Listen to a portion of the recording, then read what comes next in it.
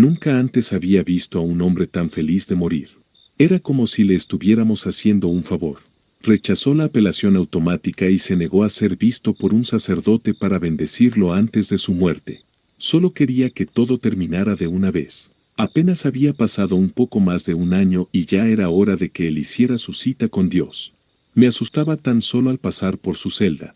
Era como nuestro propio Hannibal Lecter por la forma en que se quedaba parado en el fondo de su calabozo, como si hubiera estado esperando por ti. Las luces siempre se dañaban en cualquier celda en la que estuviera y el personal de mantenimiento se había cansado de arreglarlas. No es que a él pareciera importarle en lo más mínimo.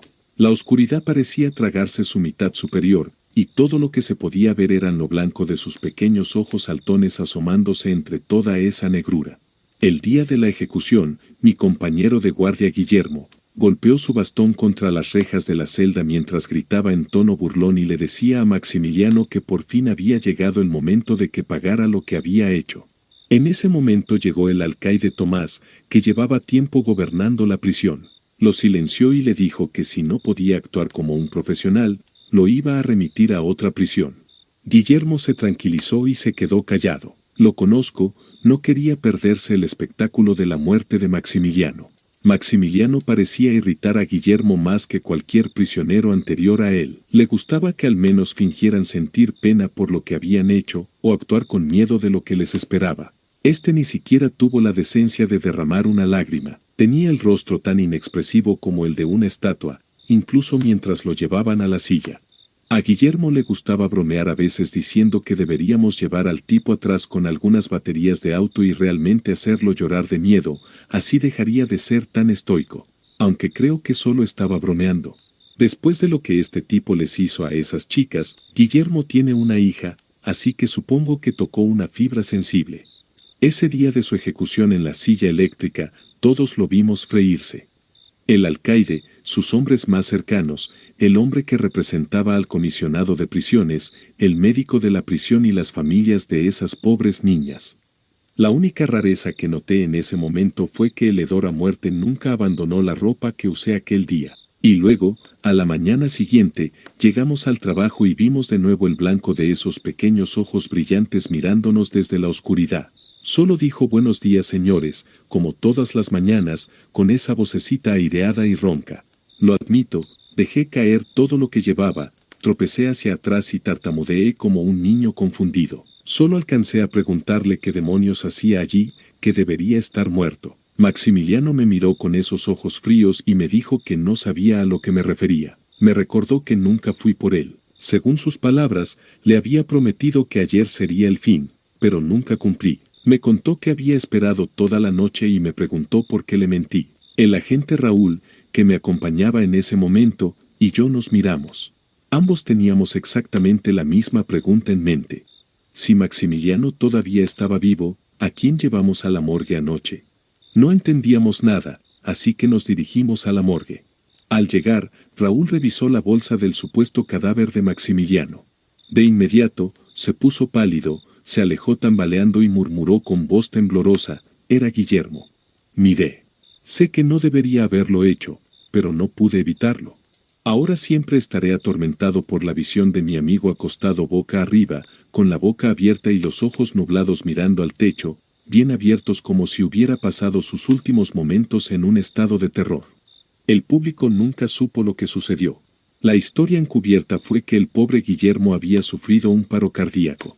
Pero internamente, fue el mayor escándalo en el cuerpo de policías.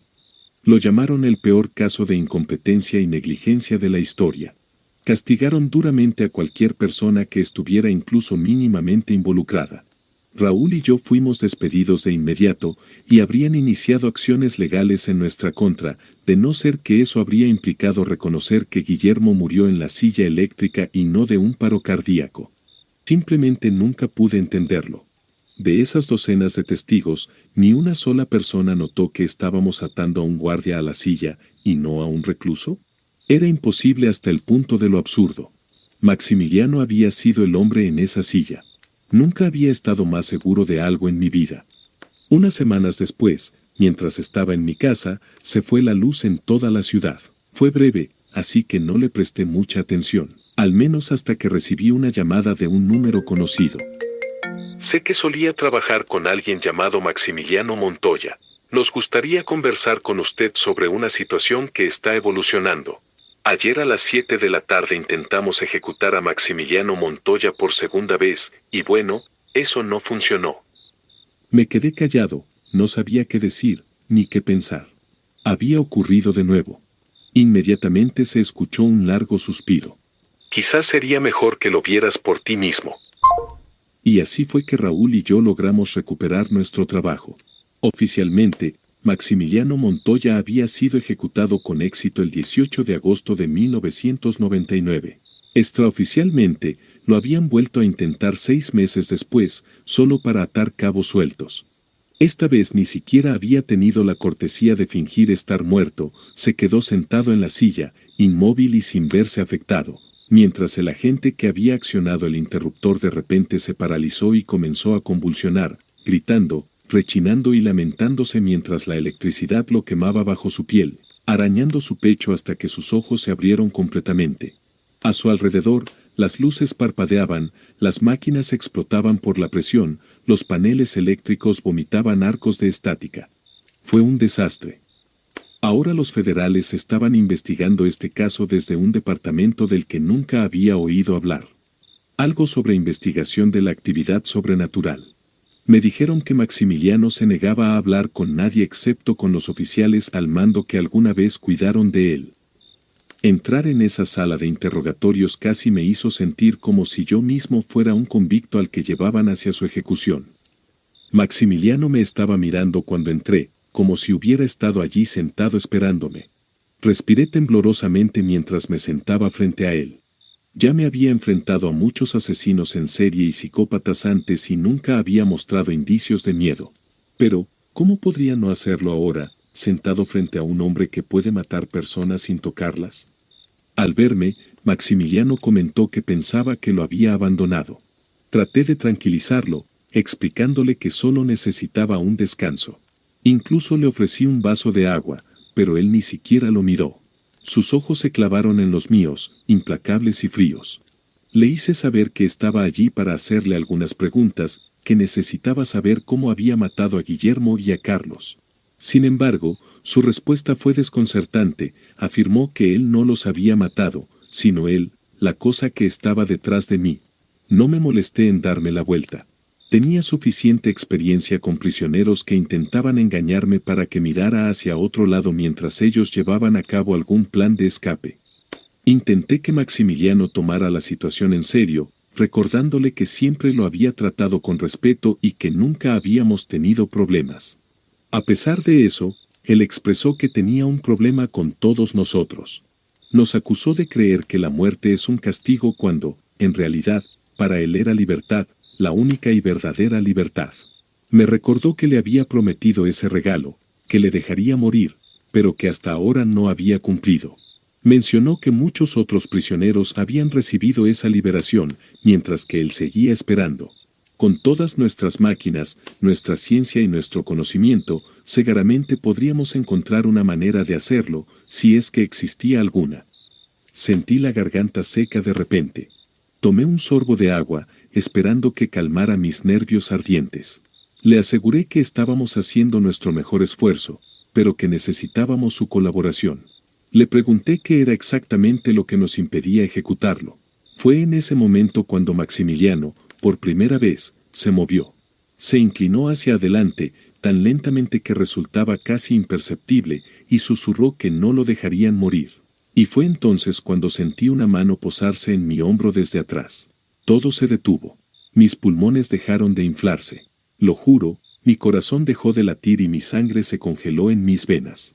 Todo se sintió tan frío. Pude ver la mano en el rabillo del ojo, larga, venosa y negra. Podía sentir el aliento en la nuca. Una vez me burlé de la forma en que los ciervos se quedan congelados ante los faros. Ahora lo entendía perfectamente. No podía moverme, no podía parpadear, no podía pensar. Ni siquiera podía respirar. Incluso cuando mis pulmones comenzaron a pedir aire a gritos, mi visión se volvió borrosa y mis pensamientos se fusionaron.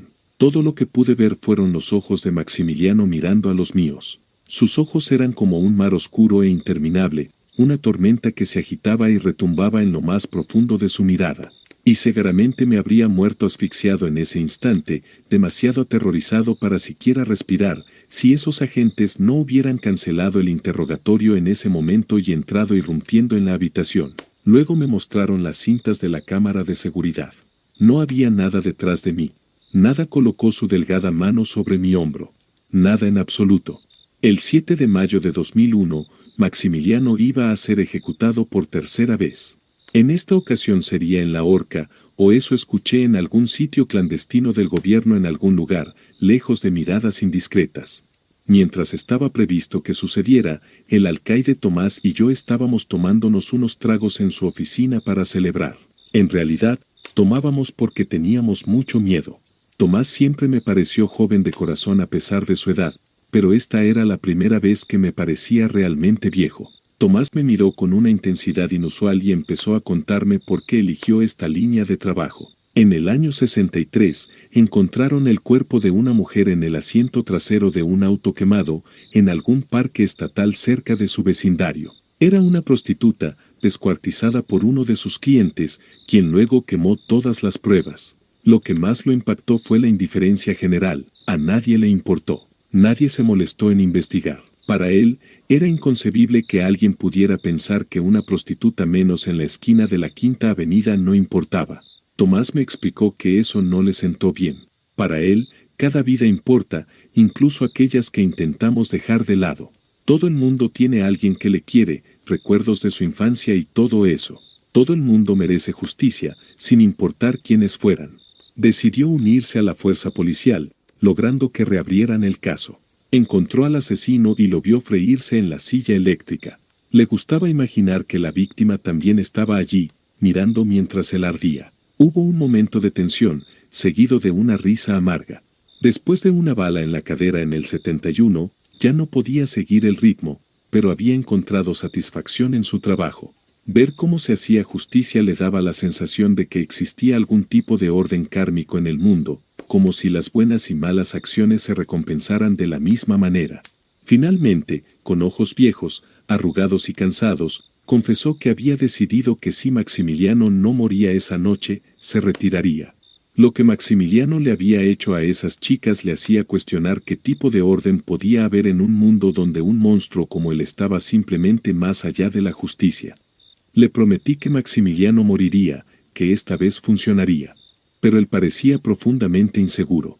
Con un último trago estremecedor, se inclinó hacia adelante y mencionó los ojos de Maximiliano. Me dijo que había algo extraño en ellos, y su expresión reflejaba desesperación, como si necesitara que yo entendiera, que supiera exactamente a qué se refería. Y en ese momento, levantaron a Tomás de su silla. Fue tan repentino, tan inexplicable, que apenas pude registrar lo que estaba presenciando. Alguna fuerza invisible lo levantó a 2 o 3 pies del suelo, colgándolo allí. Se atragantó, tosió y farfulló, desesperado por respirar aire que no salía. Estaba colgado, con los ojos muy abiertos y horrorizados, igual que los de Guillermo. Salté de mi silla y rodeé sus piernas colgantes con mis brazos. Al principio traté de tirarlo al suelo, pero me di cuenta de que solo estaba apretando el lazo invisible alrededor de su cuello. Luego intenté levantarlo lo más alto que pude, lo que le dio algo de alivio, pero no mucho. Las lágrimas rodaron por su rostro mientras se hinchaba y se volvía azul, y aunque no podía ver la soga, podía ver la piel morada y magullada donde se había apretado alrededor de su cuello. Mientras tanto grité pidiendo ayuda hasta quedar ronco. Y de repente, una fuerza invisible pareció arrastrar mis pies debajo de mí.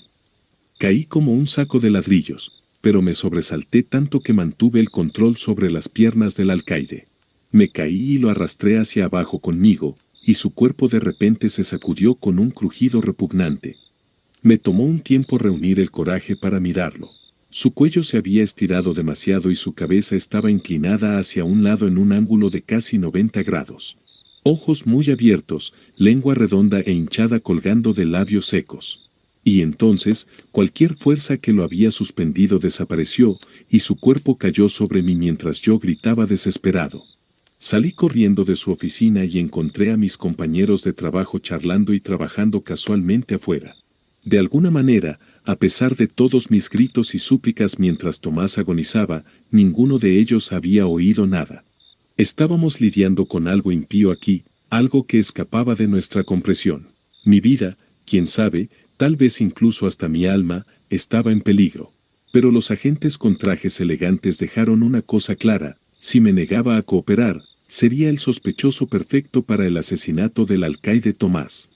Me llevaron a la sala de interrogatorios y encontré a un Maximiliano Montoya que había abandonado toda pretensión de humanidad. Sus ojos se habían oscurecido a un negro puro. Estaba temblando como una hoja mientras me sentaba frente a él, sintiéndome más prisionero que él. Me acerqué a él con cautela, esperando alguna respuesta que nunca llegó. Al principio, me estremecí, tratando de concentrarme en mi pequeño trozo de papel para distraerme de la negrura de sus ojos. Con un esfuerzo, logré preguntar si podía hacerle algunas preguntas. El silencio fue abrumador. Respiré profundamente y traté de empezar con algo básico. Le pregunté cuántos años tenía, pensando que era solo un iniciador de conversación, pero su respuesta me dejó atónito. Dijo que era viejo, mucho más de lo que podría imaginar, más antiguo que la nación y el imperio que alguna vez la tuvo. Su voz era profunda, baja y retumbante, como si varias personas estuvieran hablando al unísono, todas igualmente antiguas. Tuve que luchar contra el instinto animal básico de huir. Me obligué a centrarme en las preguntas. Le pregunté por qué hizo lo que hizo a esas chicas. Respondió que solo quería sentir algo de nuevo, cualquier cosa. La ausencia de culpa o remordimiento en su voz era escalofriante. Me habló de haber visto imperios surgir y caer, y comparó su falta de remordimientos con el tiempo mismo, que ha matado a muchos más que él. Para él, la humanidad era como la hidra, reemplazando a los muertos con ejemplares idénticos y en mayores cantidades, perpetuando un ciclo interminable. Dijo que solo los muertos tienen permiso para salir del ciclo y que era una bendición que él anhelaba. De repente, se levantó de su silla con una facilidad inquietante, como si nunca lo hubieran sujetado en absoluto.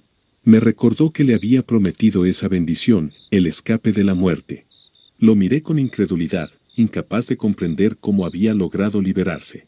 Pero antes de que pudiera articular una frase, él estaba encima de mí, arrastrándose sobre la mesa como si fuera una araña. Las lágrimas corrían por sus mejillas, y sus gruñidos estaban cargados de genuina rabia, dolor y traición. Bajo esos mares negros en sus ojos, parecía que todas las cosas que acechaban en las brasas de abajo estaban saliendo a la superficie. Me exigía una muerte, insistiendo en que cumpliera mi palabra y pagara mi deuda. Grité y retrocedí, cada toque suyo me llenaba de disgusto, pero él era más fuerte de lo que parecía. No pude escapar de su imposible agarre. Le grité que no lo haría, que se quitara de encima, pero él seguía insistiendo, exigiendo que pagara lo que le debía. Su voz era como 1000 voces diferentes gritando en mi oído. Esforzándome y llorando, rodeé su cuello con mis manos y presioné mis pulgares contra su garganta, intentando estrangularlo. Pero en vez de eso, sentí ese agarre en mi propio cuello, apretando la vida fuera de mí mientras mis pulmones ardían en busca de aire. A pesar de todo, seguí presionando cada vez más fuerte, como si esperara poder romper de alguna manera cualquier fuerza impía que lo protegiera. Pero entonces esas terribles manos volvieron a agarrarme por los hombros y quedé paralizado por un terror que solo podía llamarse antiguo y primitivo. Era como si lo que estaba detrás de mí fuera la misma fuerza que había mantenido a mis antepasados aterrorizados en sus cuevas hace 100.000 años, y cada una de esas voces me clamaba a través de mi sangre. Me sacó de mi silla y me arrojó como si no tuviera peso. Lo siguiente que supe fue que me estaba despertando en la enfermería, con la cabeza doliéndome y el recuerdo de aquellos ojos oscuros todavía fresco en mi mente. Una vez más, nada de esto fue capturado en la cámara de seguridad. En las imágenes, simplemente entro a la habitación y me siento con movimientos extraños, casi robóticos. Y luego ambos nos sentamos allí, mirándonos fijamente, sin hablar, sin movernos, sin parpadear. Después de esto, Maximiliano Montoya entró en un estado catatónico y desde entonces se negó a conversar incluso conmigo. Ahora que mi utilidad había terminado, los agentes me descartaron como si fuera basura. Ni siquiera parece importarles si se lo cuento a alguien, igual quien creería semejante mierda. Pensé que había tenido suerte, que mi pesadilla había terminado. No podría haber estado más equivocado. Busqué en los registros públicos y no encontré ni una sola mención del nombre Maximiliano Montoya. Al parecer, habían borrado todos los registros de este hombre, aunque todavía están probando cualquier método para matarlo. No sé muy bien por qué, quizás sea para investigación. Estoy seguro de que al ejército le encantaría encontrar el secreto para hacer que sus hombres sean tan imposibles de matar como Maximiliano. El 3 de junio de 2005 lo juzgaron con un pelotón de fusilamiento. Lo sé porque mi esposa y yo estábamos en nuestra segunda luna de miel, bailando lentamente junto al lago por la noche con nuestra canción favorita, cuando sentí una humedad contra mi pecho. Miré hacia abajo y vi sus ojos grises y opacos como un cristal empañado, y su pecho desmenuzado hasta convertirlo en queso suizo por disparos que no emitían ningún sonido. El 23 de diciembre de 2012 intentaron la inyección letal. Ese fue el día que encontraron el auto de mi hijo enrollado alrededor de un árbol, y los forenses, desconcertados, descubrieron que estaba muerto incluso antes de que ocurriera el accidente, con su torrente sanguíneo contaminado con pabulón y cloruro de potasio. Han pasado años desde que me aislé de todos los que conocía. Estoy viviendo en esta cabaña en medio de la nada y, sin embargo, el hedor a muerte todavía me persigue. Hace apenas un par de años, encontré un informe de noticias que mencionaba a mi sobrino. Aparentemente, lo habían encontrado completamente desangrado, con sus venas vacías a pesar de que no había signos de lucha. Dios sabe qué tipo de métodos perturbadores de ejecución están intentando ahora en contra de Maximiliano. Él no me dejará salir de esto, no mientras todavía le deba una deuda. Pero también he estado investigando un poco. He aprendido cosas que los hombres no deberían saber. Ritos practicados, ocultismo, religión y todo ese tipo de cosas que van más allá de nuestra comprensión. Ahora creo que sé dónde lo tienen. Aunque aquel día que me reincorporé a la fuerza y me llevaron a donde estaba Maximiliano, me vendaron los ojos, conté el segundo entre cada curva en nuestro camino, y desde entonces he pasado semanas vigilando el lugar, catalogando cada punto de entrada. Quizás estoy cayendo en la locura. O tal vez realmente encontré la manera de poner fin al horror, para finalmente darle a este monstruo la justicia que Tomás hubiera querido para él. Maximiliano Montoya tenía razón en una sola cosa: tengo que pagar lo que debo, incluso si me mata.